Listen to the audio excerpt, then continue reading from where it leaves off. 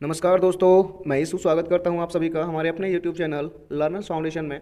यदि आप कक्षा 10 के बोर्ड एग्जाम्स की तैयारी कर रहे हैं तो हम आपके लिए लाए हैं विज्ञान विषय के सभी चैप्टर्स की MCQ प्रश्नों की एक सीरीज जो आपकी बोर्ड एग्जाम्स में काफ़ी मदद करेगी। यदि आप हमारे वीडियोज़ देखते हैं तो बोर्ड एग्जाम्स में आप MCQ प्रश्नों को आसानी से हल कर पाओगे।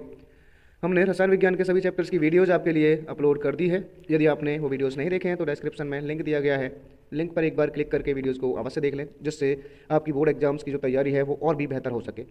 आज के इस वीडियो में हम भौतिक विज्ञान के प्रथम चैप्टर प्रकाश का परावर्तन एवं अपवर्तन के सभी महत्वपूर्ण MCQ प्रश्नों को हल करेंगे। तो चलिए क्लास को स्टार्ट करते हैं। और हमारा पहला प्रश्न है ये, प्रकाश के परावर्तन के कितने नियम होते हैं? हमारे पास ऑप्शन है, option A 2, option B 3, option C 4 या ऑप्शन डी 5। तो प्रकाश के परावर्तन या प्रकाश के अपवर्तन के लिए 2 नियम बनाए गए हैं, इसलिए हमारा जो उत्तर होगा वो होगा ऑप्शन नंबर ए 2। नेक्स्ट अगला प्रश्न, निम्न में से कौन सा पदार्थ लेंस बनाने के लिए प्रयुक्त होता है? हमारे पास ऑप्शन है इसके लिए, ऑप्शन ए जल, ऑप्शन बी कांच, ऑप्शन सी प्लास्टिक या ऑप्शन डी मिट्टी। तो लेंस बनाने के लिए हमें एक पारदर्शी माध्यम की आवश्यकता होती है, तो ऑप्शन डी जो मिट्टी है वो एक पारदर्शी माध्यम नहीं है, इसीलिए हम मिट्टी का भी लेंस बनाने के लिए प्रयुक्त नहीं करते हैं। बाकी हमारे जल, कांच और प्लास्टिक तीनों ही पारदर्शी माध्यम होते हैं, इसलिए हम इनको कांच बनाने में यूज कर सकते हैं। अगला प्रश्न, सरल सूक्ष्मदर्शी में किसका उपयोग होता है? और हमारे पास इसके लिए ऑप्शन है, ऑप्शन ए अवतल दर्पण, ऑप्शन बी उत्तल दर्पण, ऑप्शन सी अवतल लेंस या ऑप्शन डी उत्तल लेंस। तो सरल सूक्ष्मदर्शी बनाने में हम उत्तल लेंस का उपयोग करते हैं, इसलिए हमारा जो उत्तर होगा वो होगा ऑप्शन नंबर डी उत्तल लेंस, जिनको सरल सूक्ष्मदर्शी बनाने में उपयोग किया जाता है। अगला प्रश्न, निर्गत किरण एवं अभिलंब के बीच का कोण क्या कहलाता है? हमारे पास इसके लिए ऑप्शन है, ऑप्शन ए निरंतर कोण, ऑप्शन बी निर्गत कोण, ऑप्शन सी आपतन कोण या ऑप्शन डी परावर्तन कोण। तो निर्गत किरण एवं अभिलंब के बीच बना कोण जो है वो कहलाता है या तो परावर्तन कोण या हम इसको अपवर्तन कोण कहेंगे। तो यहाँ पर हमारे पास जो ऑप्शन है उसमें सिर्फ परावर्तन कोण है, इसलिए हमारा जो उत्तर होगा वो परावर्तन कोण होगा, क्योंकि ये परावर्तन घटना को प्रदर्शित करने के लिए पूछा गया है। अगला प्रश्न, दर्पण कितने प्रकार के होते हैं? हमारे पास ऑप्शन है, option A 2, option B 3, option C 4 या ऑप्शन डी कोई प्रकार नहीं। तो हम जानते हैं अब दर्पणों के प्रकार के बारे में। दर्पण 3 प्रकार के दर्पण हम यूज करते हैं, इसलिए हमारा जो सही उत्तर होगा वो होगा ऑप्शन नंबर बी 3। अगला प्रश्न, अवतल दर्पण है, ऑप्शन ए अपसारी, ऑप्शन बी अभिसारी, ऑप्शन सी अपसारी और अभिसारी दोनों या फिर ऑप्शन डी में से कोई नहीं। तो अवतल दर्पण को हम अपसारी भी कहते हैं, इसीलिए इसका जो सही उत्तर होगा वो होगा ऑप्शन नंबर ए अपसारी। नेक्स्ट अगला प्रश्न, एक उत्तल लेंस होता है, ऑप्शन ए सभी जगह से समान मोटाई का, ऑप्शन बी बीच की अपेक्षा किनारों पर मोटा या ऑप्शन सी किनारों की अपेक्षा बीच में मोटा या डी इनमें से कोई नहीं।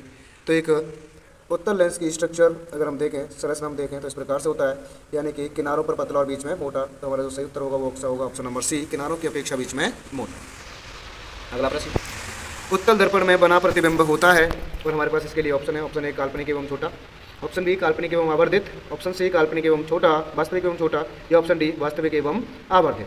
तो उत्तल दर्पण में बना प्रतिबिंब जो होता है वो होता है काल्पनिक एवं आवर्धित, इसलिए हमारा जो सही उत्तर होगा वो होगा ऑप्शन नंबर बी काल्पनिक एवं आवर्धित। उल्टा प्रतिबिंब बनता है और वर्चुअल इमेज इसके अंदर बनती है। अगला प्रश्न, निम्नलिखित में से किसमें बड़ा और वास्तविक प्रतिबिंब बनता है? और हमारे पास इसके लिए ऑप्शन हैं, ऑप्शन ए समतल दर्पण, ऑप्शन बी उत्तल दर्पण, ऑप्शन सी अवतल दर्पण या फिर ऑप्शन डी अवतल लेंस। तो बड़ा और वास्तविक प्रतिबिंब की अगर हम बात करें तो वो बनता है अवतल दर्पण में, इसलिए हमारा जो उत्तर होगा वो होगा ऑप्शन नंबर सी अवतल दर्पण। इसमें हमारा बड़ा प्रतिबिंब और वास्तविक प्रतिबिंब बनता है।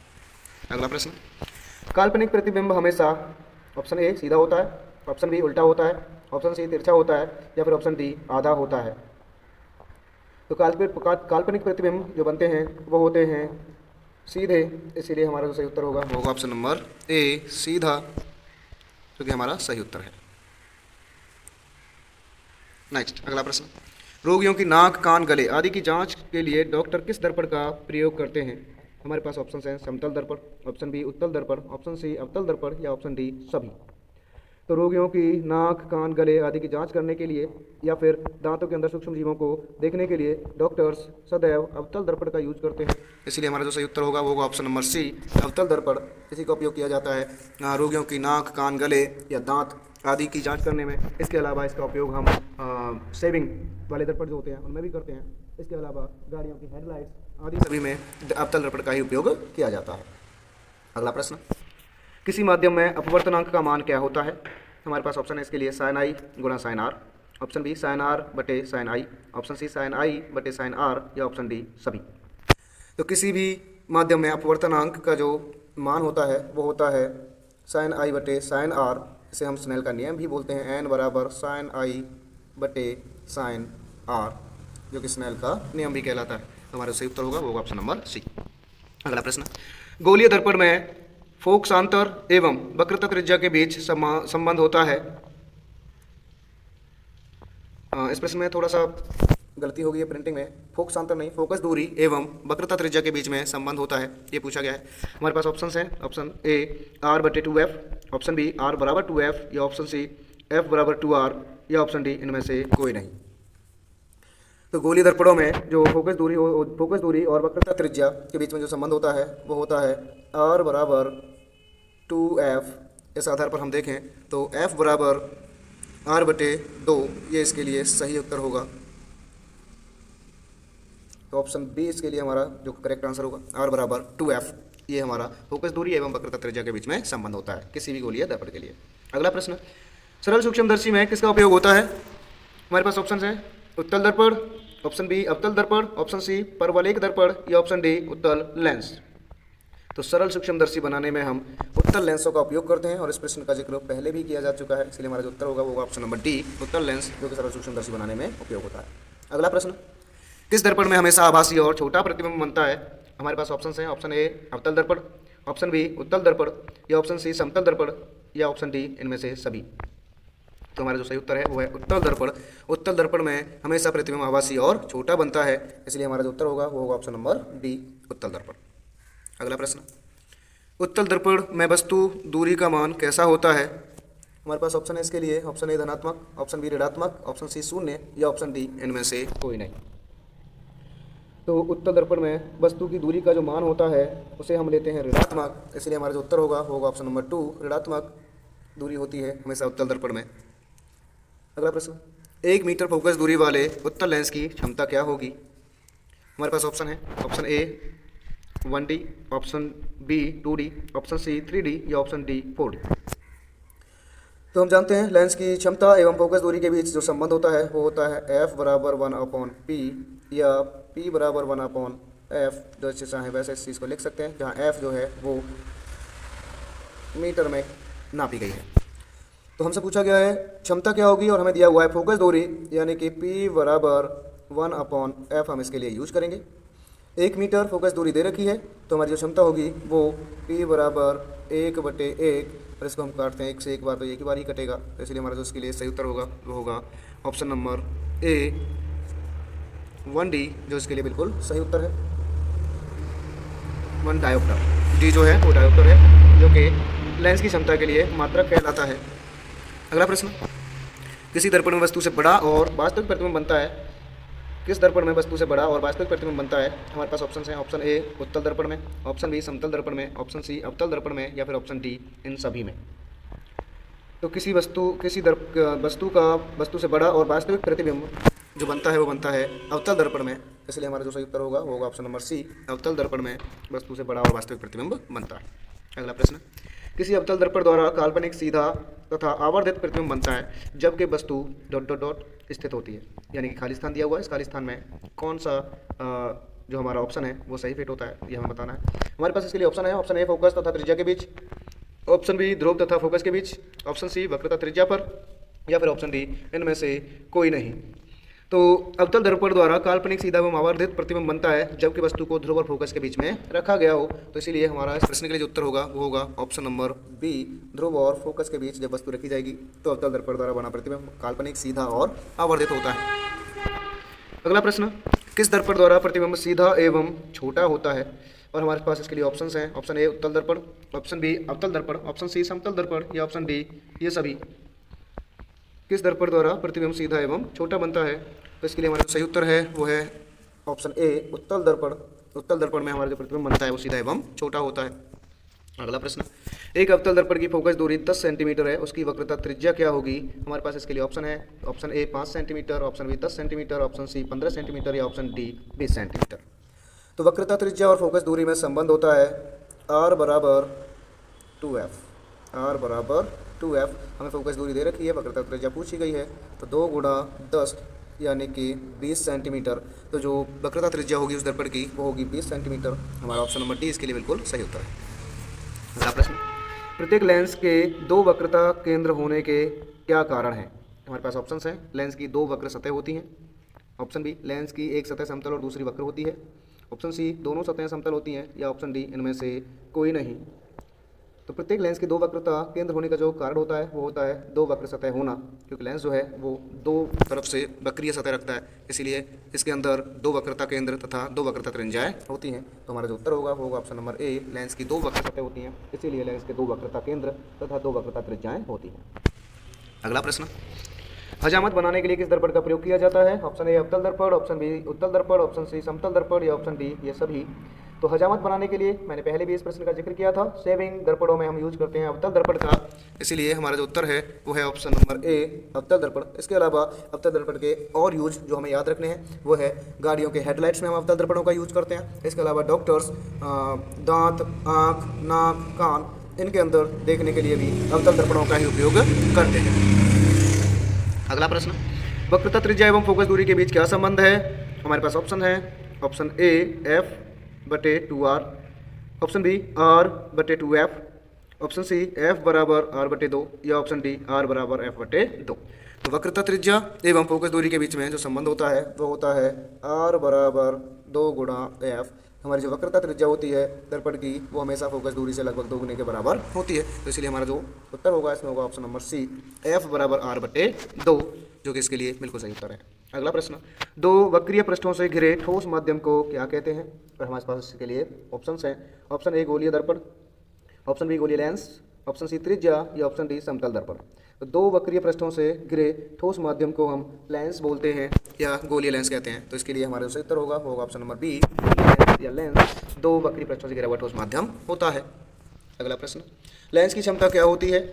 ऑप्शन ए फोकस दूरी की दोगुनी, ऑप्शन बी फोकस दूरी की आधी, सी फोकस दूरी के व्युत्क्रम, या ऑप्शन डी इनमें से कोई नहीं। तो लेंस की क्षमता और फोकस दूरी के बीच में जो संबंध होता है वो होता है P बराबर 1/f। इस आधार पर हम कह सकते हैं कि P जो है वो f का व्युत्क्रम होती है, अर्थात फोकस दूरी लेंस की क्षमता के व्युत्क्रम के समान होती है, इसलिए हमारा जो उत्तर होगा वो होगा ऑप्शन नंबर सी फोकस दूरी के व्युत्क्रम, फोकस दूरी का व्युत्क्रम। अगला प्रश्न, सोलर कुकर में प्रयोग किया जाता है, ऑप्शन ए अवतल दर्पण का, ऑप्शन बी उत्तल दर्पण का, ऑप्शन सी समतल दर्पण का, या ऑप्शन डी इन सभी का। तो सोलर कुकर बनाने में हम अवतल दर्पणों का प्रयोग करते हैं, इसीलिए हमारा जो सही उत्तर होगा वो होगा ऑप्शन नंबर ए अवतल दर्पण, जिनका उपयोग सोलर कुकर्स बनाने में किया जाता है, ताकि अधिक से अधिक सूर्य का प्रकाश सोलर कुकर के अंदर प्रवेश कर सके और अधिक से अधिक हीट उसके अंदर जमा की जा सके, जिससे खाना आसानी से बन जाता है। अगला प्रश्न, उत्तल लेंस द्वारा काल्पनिक प्रतिबिंब बनता है जबकि बिंब ऑप्शन ए अनंत पर हो, ऑप्शन बी फोकस पर हो, ऑप्शन सी त्रिज्या पर हो, या ऑप्शन डी फोकसांतर से कम दूरी पर रहता है। एक बार फिर से प्रश्न को पढ़ लेते हैं। उत्तल लेंस द्वारा काल्पनिक प्रतिबिंब बनता है जब बिंब ऑप्शन ए अनंत पर रहता है, ऑप्शन बी फोकस पर रहता है, ऑप्शन सी त्रिज्या पर रहता है, या ऑप्शन डी फोकसांतर से कम दूरी पर रहता है।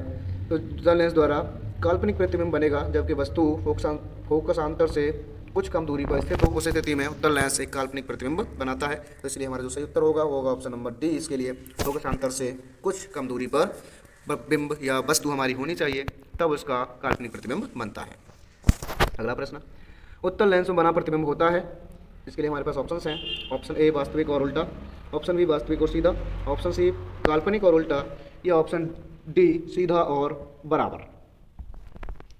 तो उत्तल लेंस में बना जो प्रतिबिंब होता है वो होता है वास्तविक और उल्टा, इसलिए हमारा जो सही उत्तर होगा वो होगा ऑप्शन नंबर ए वास्तविक और उल्टा प्रतिबिंब बनता है उत्तल लेंस के अंदर।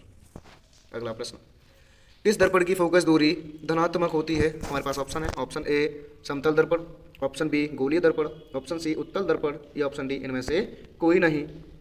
तो हम जानते हैं कि उत्तल दर्पण की फोकस दूरी जो है वो धनात्मक होती है, अवतल दर्पण की जो फोकस दूरी है वो ऋणात्मक होती है। तो हमारा जो उत्तर है वो है ऑप्शन नंबर सी उत्तल दर्पण, जिसकी दूरी हम धनात्मक लेते हैं और इसकी क्षमता भी धनात्मक होती है। तो इस चीज़ को भी याद रखना है हमें कि उत्तल दर्पण की फोकस दूरी और क्षमता दोनों ही धनात्मक होती है। अगला प्रश्न, गोलीय दर्पण के ध्रुव और फोकस के बीच की दूरी को क्या कहते हैं? और हमारे पास इसके लिए ऑप्शन है, option A focus, option B ध्रुव, ऑप्शन सी अक्ष, या फिर ऑप्शन डी फोकसांतर। तो गोलीय दर्पण के ध्रुव और फोकस के बीच की दूरी को हम फोकस दूरी कहते हैं या फोकसांतर कहते हैं। तो इसलिए हमारा जो उत्तर होगा वो होगा ऑप्शन नंबर डी, फोकसांतर, जो कि गोलीय दर्पण के ध्रुव और फोकस बीच की दूरी होती है, जैसे हम फोकस दूरी भी कहते हैं। अगला प्रश्न, काल्पनिक प्रतिबिंब हमेशा ऑप्शन ए उल्टा होता है, ऑप्शन बी सीधा होता है, ऑप्शन सी तिरछा होता है या ऑप्शन डी औंधा होता है।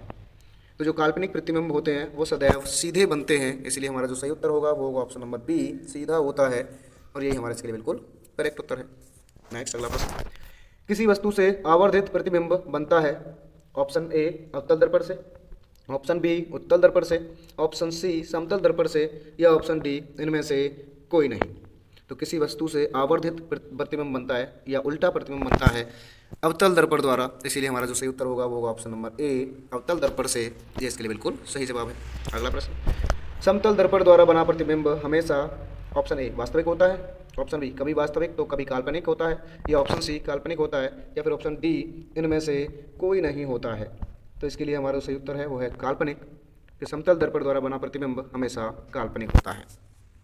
Next option C. नेक्स्ट अगला प्रश्न, लेंस सूत्र क्या होता है? हमारे पास ऑप्शन हैं 1/v प्लस 1/u बराबर 1/f, option B 1/v minus 1/u बराबर 1/f, option C 1/u plus 1/f बराबर 1/v या 1/u माइनस 1/v बराबर 1/f। तो हमारा जो लेंस सूत्र होता है वो होता है 1/f बराबर 1/v माइनस 1/u।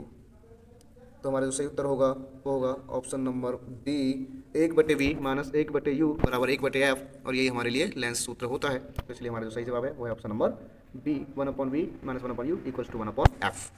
अगला प्रश्न, प्रकाश के अपवर्तन के लिए कितने नियम हैं? और इस प्रश्न को मैंने सबसे पहले प्रश्न में तुम्हें बताया है कि प्रकाश के अपवर्तन या प्रकाश के परावर्तन, किसी के लिए भी प्रश्न पूछा जाए तो हमने दोनों के लिए ही दो नियम दिए गए हैं। दो नियम होते हैं, प्रकाश के अपवर्तन के लिए भी 2 नियम होते हैं, प्रकाश के परावर्तन के लिए भी 2 नियम होते हैं। अपवर्तन प्रथम नियम दोनों के लगभग एक समान होते हैं, थोड़ा सा चेंज होता है उसके अंदर, जबकि दूसरा नियम दोनों का बिल्कुल अलग होता है। प्रकाश के परावर्तन का दूसरा नियम आपतन कोण बराबर परावर्तन कोण होता है, जबकि प्रकाश के अपवर्तन का जो दूसरा नियम है उसे हम स्नेल का नियम भी कहते हैं। तो इस प्रश्न के लिए हमारा सही जवाब होगा ऑप्शन नंबर ए, 2। अगला प्रश्न, एक गोली दर्पण की वक्रता त्रिज्या 28 सेंटीमीटर है, इसकी फोकस दूरी होगी, ऑप्शन है हमारे पास 26 centimetre, option B 48 centimetre, option C 28 centimetre या ऑप्शन डी 14 सेंटीमीटर। तो हम जानते हैं किसी गोली दर्पण की वक्रता त्रिज्या और फोकस दूरी में जो संबंध होता है वो होता है F बराबर R/2। तो यहाँ पर हमें वक्रता त्रिज्या R दे रखी है 28 और हमसे पूछा गया है फोकस दूरी कितनी होगी। तो हम अगर इसको हल करते हैं तो ये आ जाएगा 14, इसीलिए हमारा जो सही उत्तर होगा वो होगा ऑप्शन नंबर डी, 14 सेंटीमीटर। अगला प्रश्न, एक गोलीय दर्पण की वक्रता त्रिज्या 50 सेंटीमीटर है, इसकी फोकस दूरी क्या होगी? हमारे पास ऑप्शन है इसके लिए, option A 25 centimetre, option B 100 centimetre, option C 75 centimetre या ऑप्शन डी 50 सेंटीमीटर। फिर से ऐसा ही एक प्रश्न है जैसे कि हम पहले इस प्रश्न को हल कर चुके हैं, सरल कर चुके हैं। क्या है, हमें वक्रता त्रिज्या यानी कि R दे रखी है और फोकस दूरी पूछी है, और फोकस दूरी के लिए सूत्र होता है F बराबर R/2। R हमें दे रखी है 50 सेंटीमीटर, और अगर हम इसमें 2 का भाग लगाएं तो ये आएगा 25 सेंटीमीटर। तो हमारा जो उत्तर होगा वो होगा ऑप्शन नंबर ए, 25 सेंटीमीटर। इसके लिए बिल्कुल करेक्ट आंसर है, सही उत्तर है। नेक्स्ट अगला प्रश्न, एक गोलीय दर्पण की फोकस दूरी 100 सेंटीमीटर है, तो इसकी वक्रता त्रिज्या क्या होगी? ऑप्शन है हमारे पास A 50 centimetre, option B 100 centimetre, option C 200 centimetre या ऑप्शन डी इनमें से कोई नहीं। तो इस रिलेशनशिप को बहुत अच्छे से याद कर लें, बहुत प्रश्न इस रिलेशनशिप से पूछे जाते हैं कि हमारी जो वक्रता त्रिज्या और फोकस दूरी है उनके बीच में संबंध होता है R बराबर 2 गुणा F या F बराबर R/2। दोनों में से किसी भी प्रकार से पूछा जाए, इस सूत्र को अच्छे से याद कर लें, यहाँ से प्रश्न आने के चांसेस बहुत ज़्यादा हैं बोर्ड एग्जाम में। तो हमें फोकस दूरी दे रखी है और वक्रता त्रिज्या पूछी गई है, इसीलिए हम ऊपर वाला सूत्र यूज करेंगे R बराबर 2 गुणा F, जहाँ पर F का मान 100 सेंटीमीटर है। तो हमारी जो R होगी वो 2 गुणा 100 यानी कि 200 सेंटीमीटर होगी हमारी वक्रता त्रिज्या। तो हमारा जो सही उत्तर होगा वो ऑप्शन नंबर सी, 200 सेंटीमीटर। अगला प्रश्न, 10 सेंटीमीटर फोकस दूरी वाले अवतल दर्पण के सामने 20 सेंटीमीटर की दूरी पर रखा बिंब का प्रतिबिंब कहाँ बनेगा? हमारे पास ऑप्शन हैं, ऑप्शन ए वक्रता केंद्र पर, ऑप्शन बी फोकस पर, ऑप्शन सी दर्पण के पीछे या ऑप्शन डी दर्पण और फोकस के बीच। तो 10 सेंटीमीटर फोकस दूरी वाले अवतल दर्पण के सामने वस्तु रखी है तो उसका प्रतिबिंब कहाँ बनेगा, ये हमसे पूछा गया है। तो जब भी किसी भी दर्पण के सामने वस्तु रखी हो तो उसका जो प्रतिबिंब बनता है वो बनता है वक्रता केंद्र पर, इसलिए हमारा इसका सही उत्तर होगा वो होगा वक्रता केंद्र पर, ऑप्शन नंबर ए। अगला प्रश्न, हमारा अगला प्रश्न है, एक गोली दर्पण से 5 सेंटीमीटर की दूरी पर रखे बिंब का प्रतिबिंब दर्पण से 30 सेंटीमीटर की दूरी पर उसी की ओर बनता है जिस ओर बिंब है, तो इसका आवर्धन क्या होगा। हमारे पास ऑप्शन है इसके लिए, option A 6 centimetre 6, option B -6, option C -3 या ऑप्शन डी +5। तो दर्पण से 5 सेंटीमीटर की दूरी पर वस्तु रखी गई है और प्रतिबिंब 30 सेंटीमीटर की दूरी पर बनता है। हमारे पास आवर्धन के लिए सूत्र होता है m बराबर v/u। हमें यहाँ पर जहाँ पर v जो है वो दर्पण से प्रतिबिंब की दूरी होती है और u दर्पण से वस्तु की दूरी होती है। तो हमें v दे रखा है 30 सेंटीमीटर और u दे रखा है 5 सेंटीमीटर, और अगर हम इसको हल करते हैं तो हमारे पास ऑप्शन उत्तर जो आएगा वो आएगा 6। अतः हमारा जो ऑप्शन या तो ऑप्शन ए या ऑप्शन बी में से कोई एक सही है। अब चूंकि प्रतिबिंब उसी ओर बन रहा है जिस ओर वस्तु है तो इसीलिए हमारा जो उत्तर होगा वो होगा ऑप्शन नंबर बी -6, इसके लिए बिल्कुल सही उत्तर। अगला प्रश्न, प्रकाश तरंग का उदाहरण है, ऑप्शन ए ध्वनि तरंग, ऑप्शन बी विद्युत चुंबकीय तरंग, ऑप्शन सी रेडियो तरंग या ऑप्शन डी पराबैंगनी तरंग। तो हमारी जो प्रकाश तरंग होती हैं वो पराबैंगनी तरंग है, इसलिए हमारा जो सही उत्तर होगा वो होगा ऑप्शन नंबर डी पराबैंगनी तरंग। ये एक प्रकाश तरंग का उदाहरण होता है। अगला, एक लेंस की क्षमता -5D है, इसकी फोकस दूरी क्या होगी। और हमारे पास इसके लिए ऑप्शन है, option A 100 centimetre, option B 20 centimetre, option C -20 centimetre या ऑप्शन डी -0.2 सेंटीमीटर। तो हम जानते हैं किसी भी लेंस की फोकस दूरी तथा उसकी क्षमता के बीच जो रिलेशनशिप होता है, संबंध जो होता है F बराबर 100/P, और यहाँ पर हमें P का मान दे रखा है -5, इसीलिए हमारा जो इसके लिए सही उत्तर आएगा वो आएगा -20, यानी कि ऑप्शन नंबर सी हमारे लिए बिल्कुल सही उत्तर है। ये इसके लिए आंसर होगा -20, जो कि इसकी फोकस दूरी होगी। अगला प्रश्न, गोली दर्पण जो अंदर की तरफ वक्रित हो उसे क्या कहते हैं। ऑप्शन ए उत्तल दर्पण, ऑप्शन बी अवतल दर्पण, ऑप्शन सी समतल दर्पण या ऑप्शन डी इनमें से कोई नहीं। तो वे गोली दर्पण जो अंदर की ओर वक्रित होते हैं अवतल दर्पण कहलाते हैं, इसीलिए हमारा जो सही उत्तर है वो है ऑप्शन नंबर बी अवतल दर्पण जो कि अंदर की ओर वक्रित होते हैं। अगला प्रश्न, एक लेंस की क्षमता 4 डायोप्टर है, निम्नलिखित में से क्या होगा। ऑप्शन ए 4 मीटर फोकस दूरी का अवतल दर्पण, ऑप्शन बी 0.25 मीटर फोकस दूरी का अवतल दर्पण, 4 मीटर फोकस दूरी का उत्तल दर्पण या 0.25 मीटर फोकस दूरी का उत्तल दर्पण। तो जब भी किसी भी लेंस की क्षमता पॉजिटिव या धनात्मक दे रखी है तो एक चीज़ कि वो लेंस हमारा या वो दर्पण हमारा उत्तल दर्पण होगा। उत्तल दर्पणों की जो क्षमता है वो पॉजिटिव होती है और अवतल दर्पणों की क्षमता नेगेटिव होती है। तो पहली एक चीज़ जो हमें इससे क्लियर कर लेनी है वो ये है कि लेंस की क्षमता 4 डायोप्टर दे रखी है, यानी कि +4 डायोप्टर दे रखी है, तो ये एक उत्तल दर्पण होगा। अब हम इसकी फोकस दूरी और निकालें क्योंकि प्रश्न में फोकस दूरी को भी शामिल किया गया है। तो इसके लिए जो फोकस दूरी होगी वो होगी 0.25 मीटर फोकस दूरी का उत्तल दर्पण है ये, तो इसलिए हमारा सही उत्तर होगा वो होगा ऑप्शन नंबर डी 0.25।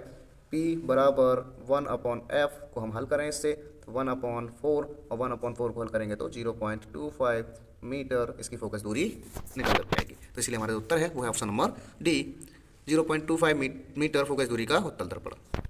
अगला प्रश्न, गोलीय दर्पण का परावर्तक पृष्ठ वक्रित हो सकता है। ऑप्शन ए अंदर की ओर, ऑप्शन बी बाहर की ओर, ऑप्शन सी दोनों तरफ या फिर ऑप्शन डी इनमें से कोई नहीं।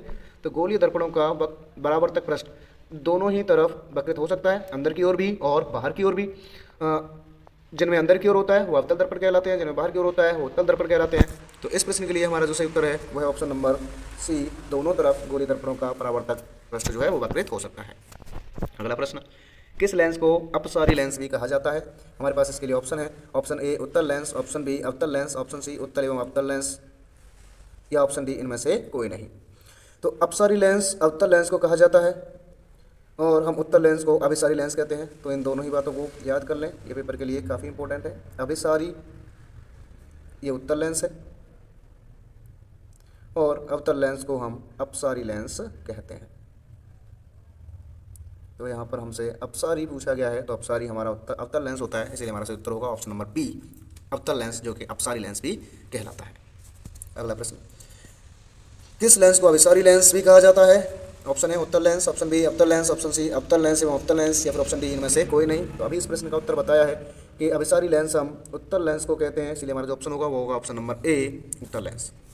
अगला प्रश्न, गोली दर्पण के परावर्तक पृष्ठ की वृत्ताकार सीमा रेखा का व्यास क्या कहलाता है? और हमारे पास इसके लिए ऑप्शन है, ऑप्शन ए गोली दर्पण का द्वार, ऑप्शन बी मुख्य फोकस, ऑप्शन सी प्रधान अक्ष, या फिर ऑप्शन डी वक्रता त्रिज्या। तो गोली दर्पण के परावर्तक पृष्ठ की वृत्ताकार जो सीमा है उसका जो व्यास है उसे हम बोलते हैं मुख्य अक्ष, इसलिए हमारा इस प्रश्न के लिए जो उत्तर होगा वो होगा ऑप्शन नंबर बी मुख्य अक्ष। नेक्स्ट अगला प्रश्न, प्रकाश की चाल सबसे अधिक किस माध्यम में होती है? हमारे पास ऑप्शन है, ऑप्शन ए कांच, ऑप्शन बी पानी, ऑप्शन सी निर्वात, या ऑप्शन डी लोहा। तो प्रकाश की जो चाल है वो सबसे अधिक होती है निर्वात में।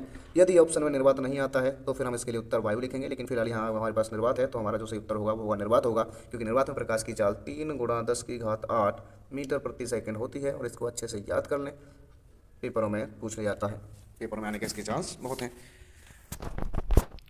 तो ये थे आज के हमारे प्रमुख 50 प्रश्न जो प्रकाश का परावर्तन एवं अपवर्तन चैप्टर से लिए गए हैं।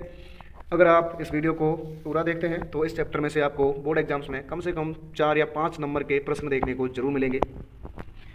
तो आज के लिए हमारा ये वीडियो यहीं समाप्त होता है। मिलते हैं अगले वीडियो में आपके साथ। तब तक के लिए जय हिंद, जय भारत,